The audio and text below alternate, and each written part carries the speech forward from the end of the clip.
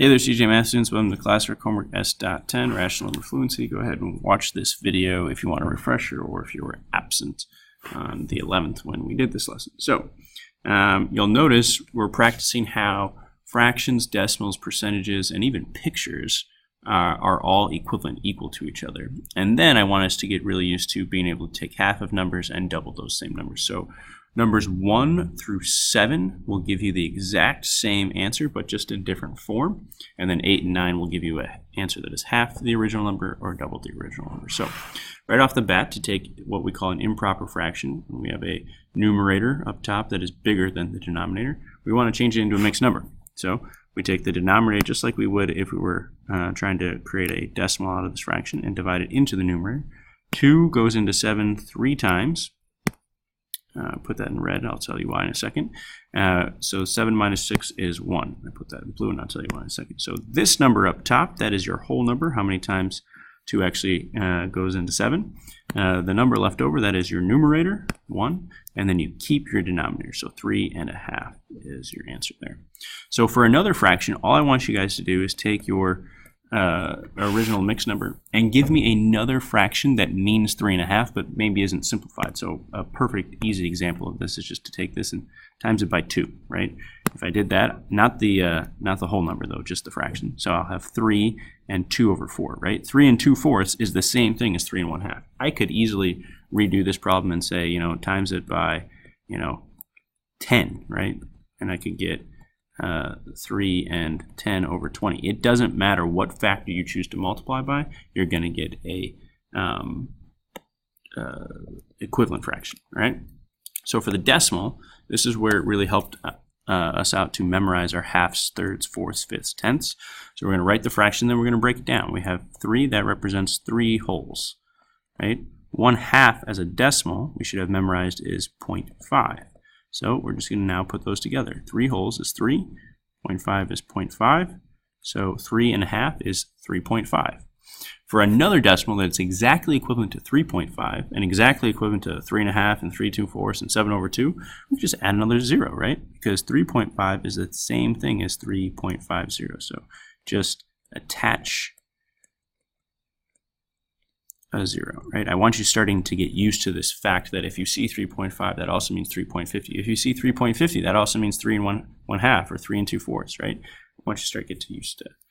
So for the percent, we can just take our decimal, 3.50, and we can swoop from the decimal 2 times to the right. And if you forget that we do that, I have it written right there.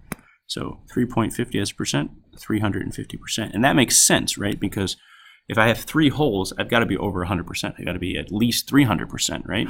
So if I have 3 wholes and 1/2, I have 350%. For the picture, this should be really cool. If I've got 3 wholes, I'm just going to go ahead and shade in 3 full boxes. It doesn't have to be perfect. And so that represents my 3 wholes. And then for the 1/2, I can just take that box, the last box, and divide it into 2 pieces and shade in one of them, right? And now if I look at this picture, not only do I have 3 and 1/2, I also have 3.5 or 350% or 3 and 2/4. How could I make 3 and 2/4 out of this? Look, let me just cut this in half this way. Look, this is divided up into 4 pieces now, and those 2 pieces right there are shaded. 2/4 is still the same thing visually as 1/2, right? So for taking half, you can decide to take half of any number you want here from 1 through 7, right? You can even take half of the picture if you want. Like if you find it easier to take half of decimals, take half of decimals. If you find it easier to take half of percentage, take half of percentage. I usually find it easiest to take half of the improper fraction, right? Because we've done that in Ames Web a bunch of times. 7 over 2 divided by 2 over 1. We know that taking half or dividing by a fraction really ends up being multiplication. So I flip the second fraction, keep the first fraction the same, and I multiply straight across. So I get 7 over 4. Now, I'm not going to allow you to ever write improper fractions as answers there, so you're going to have to go ahead and simplify.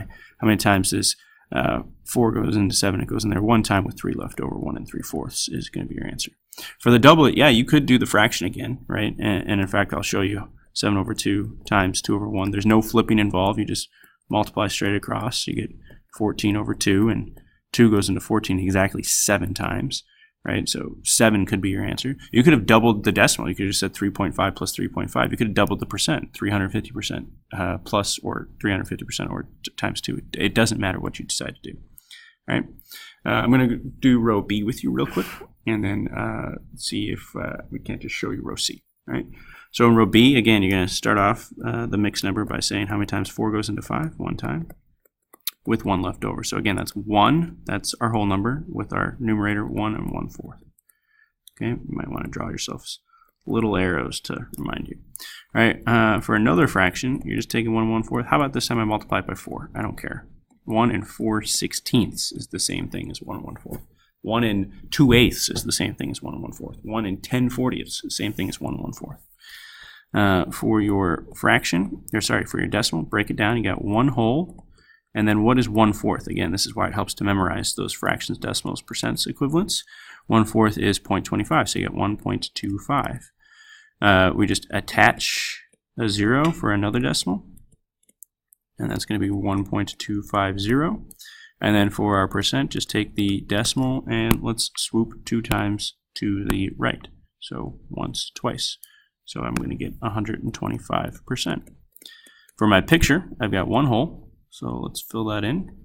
And then if I go back to my mixed number here, it's 1/4, right? So divide these up into fourths. So we got 1, 2, 3, 4 pieces. I kind of messed that up. Let me try that again.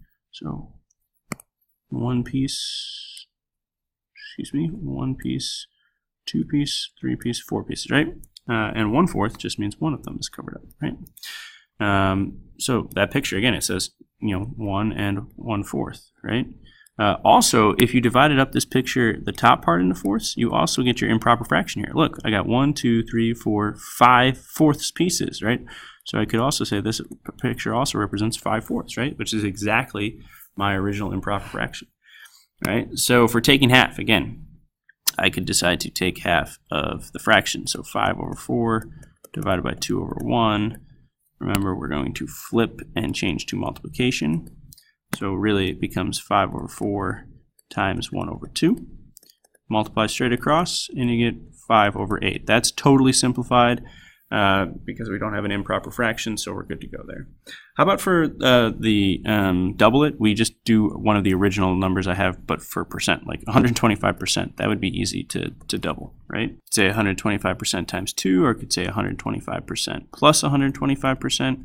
Add those up, and you'll get 250%, right? You could write that as a fraction, you could write that as a decimal, or you could just leave it as percent. I'm fine with that, right?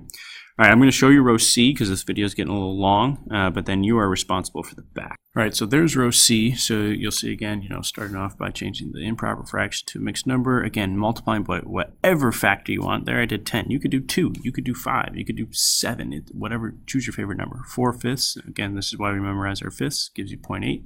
Just attach a 0, 2.80. Swoop 2 times to the right, 208%. And again, if you divide up these pieces, you'll notice that you can see 2 and 4/5 in that picture. If you divide up all the pieces, you can also see 14 fifths, my fault, as another way to represent the improper fraction. I decided to take half of the percentage this time. You don't always have to take half the fraction. Do whatever's easiest for you. And I said, let me just double the decimal. That seems easy for me. And so I got 5.6, all right? So the back is just like the front with halves, fourths, fifths, but I also included the thirds. Now, let me show you real quick about these thirds here. 3 goes into 4 1 time with 1 left over, right? So that gives us 1 and 1/3. So 1 and 1/3, I could double it, like that, make it 1 and 2/6. Those are equivalent fractions, right? For the decimal, 1 and 1/3, we've memorized, we have 1 whole, and then we've memorized our thirds as 0.333 repeated, right? So 1.333 repeated. I can't just add a 0 for another decimal. I could just add another 3 because that last 3 is repeated, meaning the next number always is going to be a 3. And so for my percent, 1.333 repeated. Always make sure you got that repeat sign for thirds, right? I'm going to still move 2 times. You'll notice I still have a decimal in my percent, right? 133.3 repeated percent, okay? I'll let you take care of the rest. But if you're stuck, give me a call.